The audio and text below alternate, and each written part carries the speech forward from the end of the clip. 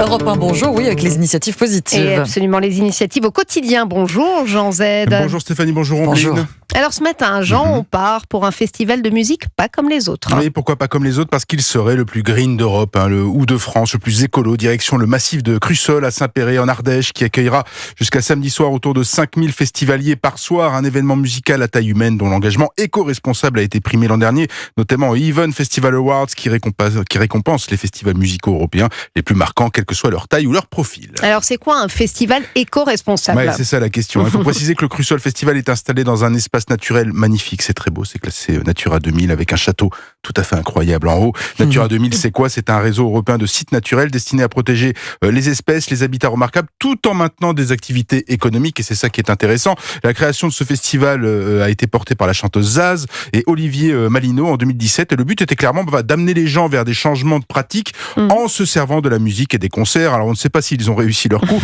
mais ils ont réussi à faire un beau festival avec des têtes d'affiche cette année comme Louane, Julian Marley, Hubert Félix Thieffen ou encore Kezia Jones. C'est pas mal du tout. Voilà. Et pour vivre l'événement, l'organisation a mis en place une 60aine d'actions autour d'engagements assez simples. Interdiction du plastique à usage unique, plus fort, l'ensemble du mobilier comme les comptoirs est issu du réemploi. C'est pas du neuf.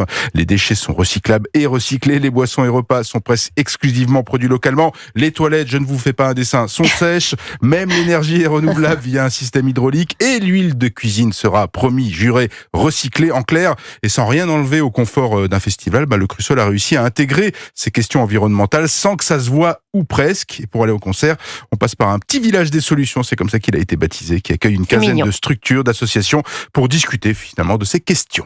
Et concernant les transports, Jean? Vous avez raison, selon le rapport Décarbonons la culture et les loisirs sont la 3e cause de mobilité des Français, juste derrière le travail et les achats, c'est pas mal. 80% de l'impact carbone en réalité d'un grand festival situé en périphérie d'une ville, c'est dû au transport des personnes et à la logistique des groupes ou des chanteuses et chanteurs. Au Crussol, on a réglé le problème radicalement. On ne peut monter jusqu'au site médiéval qu'à pied, à vélo ou en bus navette. Et surtout, ces bus dédiés au retour, notamment, attendent les gens, attendent la fin des concerts pour ramener les gens, celles et ceux qui ont abusé des concerts évidemment, ou des boissons qui font rire, mais parfois on ne fait pas le distinguo entre les deux. Voilà, le festival du Crussol, ça reprend ce soir et ça termine demain. Les initiatives positives, merci Jean Z, et à lundi. Bon week-end à vous.